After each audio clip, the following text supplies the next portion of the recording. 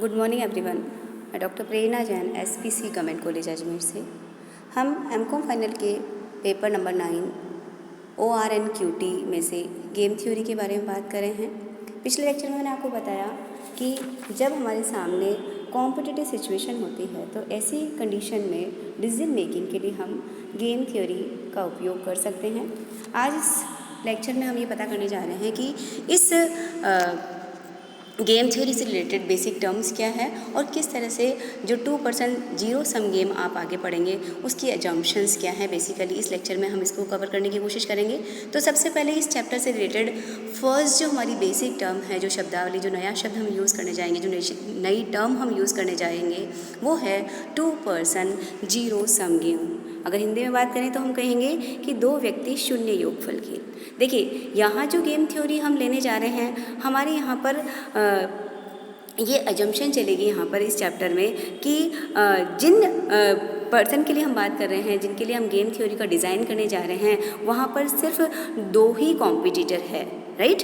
यानी उन दोनों के बीच में अगर दो कॉम्पिटिटर तो क्या होगा, उन दोनों के बीच में फुल कंपटीशन होगा। फुल कंपटीशन को हम इस तरह से भी कह सकते हैं कि क्या होगा कि एक पर्सन को अगर गेन होता है तो सामने वाले को उसी प्रपोर्शन में लॉस होगा। यानी सामने वाले का लॉस दूसरे वाले जो कॉम्पिटिटर है उसका गेन होता है और पहले वाले का जो लॉस है वो सामने वाले कॉम्पिटिटर का गेन होता है। इस तरह से ये कहा जा सकता है कि ऐसी कंडीशंस जहाँ पर दो पर्सन होते हैं, दो कॉम्पिटिटर्स होते हैं, उनके बीच में फुल कंपटीशन होता है, तो ऐसे में ये जो गेम हम डिज़ाइन करेंगे उसे कहा जा सकता है 2% जीरो सम गेम।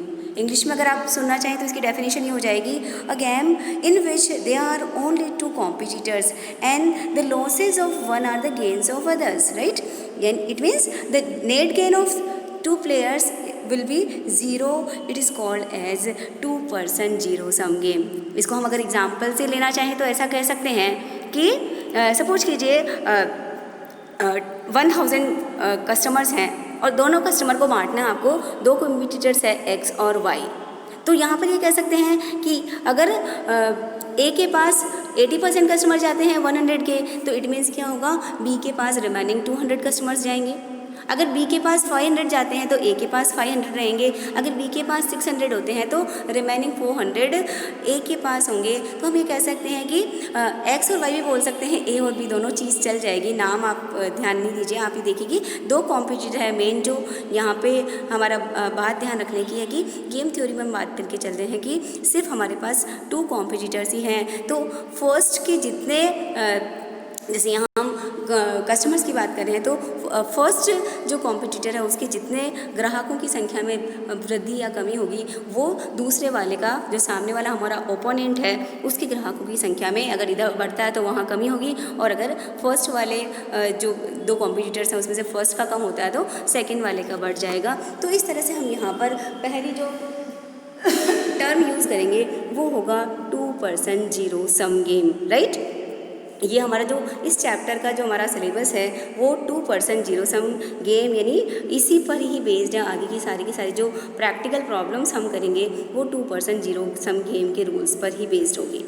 नेक्स्ट जो टर्म आप यहाँ यूज़ करेंगे इस चैप्टर में वह है स्ट्रेटजी। स्ट्रेटजी मीन्स व्यूह रचना, यानी जिसके आधार पर ऐसे रूल्स या ऐसे आप मान लीजिए निर्देश जिसके आधार पर जो हमारे प्लेयर्स हैं, यहाँ पे हम कॉम्पिटिटर्स को प्लेयर्स भी बोलेंगे, तो जो प्लेयर्स हैं वो उनके पास अवेलेबल वेरियस ऑप्शंस में से या तो कोई एक ऑप्शन यूज़ करते हैं या बहुत सारे ऑप्शंस में से एक निश्चित प्रोपोर्शन में कुछ ऑप्शन को यूज़ करते हैं। तो ऐसे रूल्स जिसके बेसिस पे वो ऑप्शंस चूज़ किए जाते हैं वो हमारी स्ट्रैटेजी बन जाता है।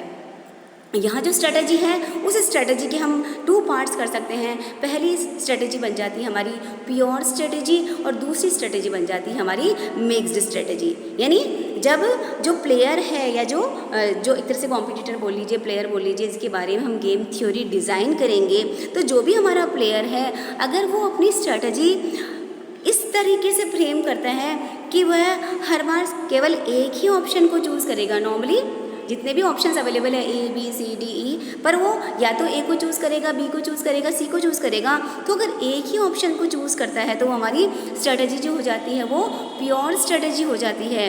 और जब प्लेयर एक से ज़्यादा ऑप्शंस को मिक्स करके उनका प्रोपोर्शनल यूज़ करता है तो उसे मिक्स्ड स्ट्रेटजी कह देते हैं।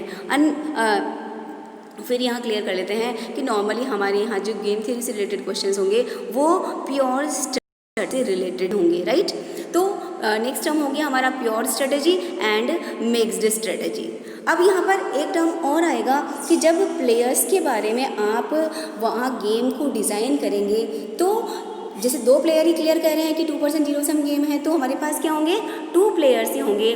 तो इन दोनों प्लेयर्स की हम एक टेबल प्रिपेयर करेंगे, रोज़ एंड कॉलम्स का एक टेबल प्रिपेयर करेंगे जिसके अंदर एक प्लेयर को हम रो में इंडिकेट करेंगे, दूसरे प्लेयर के जो गेन्स या लॉसेस होंगे उसको कॉलम्स में डिज़ाइन करेंगे। तो ये जो रोज़ एंड कॉलम्स में प्लेयर्स की उनकी प्राप्तियों को या उनकी जो भी उनका गेन्स एंड लॉसेस है उसे डिज़ाइन किया जाएगा प्रैक्टिकली जब हम करने जाएंगे। तो यहाँ पर इसके लिए हम टर्म यूज़ करेंगे पे ऑफ मैट्रिक्स। नॉर्मली एक प्लेयर को रोज़ में इंडिकेट करेंगे, वो ये शो करेगा कि प्लेयर ए को कौन कौन सी स्ट्रेटजी अवेलेबल है। दूसरा जो है प्लेयर उसको हम कॉलम्स में इंडिकेट करेंगे, तो वो जो कॉलम्स होंगे वो ये इंडिकेट करेंगे कि स्ट्रैटेजीज कौन कौन सी अवेलेबल है सेकंड प्लेयर के पास।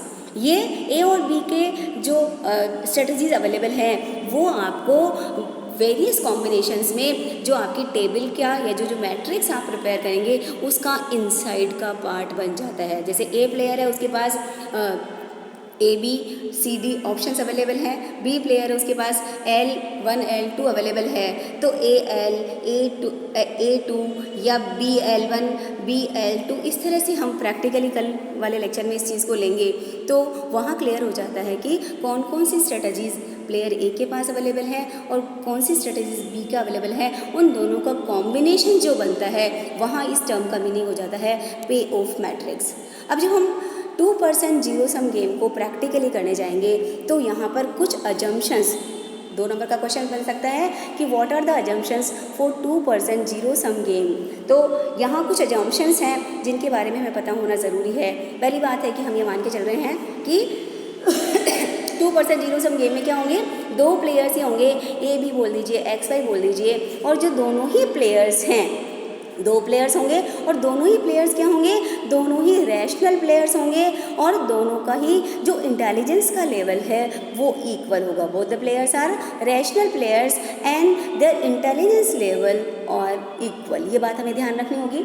जब दोनों का इंटेलिजेंस लेवल इक्वल है, दोनों ही रैशनल प्लेयर है, तो नेक्स्ट अजम्पशन हमारी बन जाती है कि दोनों ही उनके पास जो स्ट्रेटजीज अवेलेबल है उसका साइमल्टेनियस सिलेक्शन करते हैं।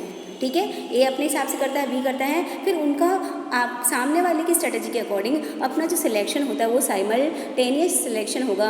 और यहाँ पर ये बात जो हम 2% जीरो सम की जो बेसिक डेफिनेशन ली थी वहाँ से ये चीज़ और क्लियर करके आया था। जो लास्ट पॉइंट यहाँ लिखा हुआ है कि gain of one is loss of opposite player, यानी एक प्लेयर को अगर लाभ होता है तो सामने वाले को उतना ही क्या होगा, उसका लॉस होगा। और सामने वाले को अगर लाभ होता है तो जो फर्स्ट पार्टी है, जो फर्स्ट प्लेयर है, जो ओपोनेंट है, उसको गेन होता है। तो हम ये कह सकते हैं कि दस द सम ऑफ गेन और losses of both the players at the end of the game is 0। अगर दोनों को प्लस कर देंगे तो क्या होगा, एक का लाभ दूसरे की हानि है, दूसरे का लाभ पहले की हानि है। तो ओवरऑल गेम का जो यहाँ पे एक तरह से टोटल करने जाएंगे, सम करने जाएंगे, लॉस और प्रॉफिट जो गेन एंड लॉसेज है उसका प्लस करने जाएंगे तो वो 0 होगा। तो ये कुछ अजम्पशंस हैं जिसके बेसिस पे हम 2% जीरो सम गेम के जो न्यूमेरिकल प्रॉब्लम्स, जो प्रैक्टिकल प्रॉब्लम्स किस तरह से डिज़ाइन किया जाएगा गेम को, कैसे पे ऑफ मैट्रिक्स हम प्रिपेयर करेंगे और उसके आधार पर हम जो हमारे प्योर स्ट्रेटजीज़ की गेम्स हैं उनकी कैसे गेम मैट्रिक्स बनाकर सोल्यूशन निकालेंगे, ये हम नेक्स्ट लेक्चर में लेने की कोशिश करेंगे। Thank you so much.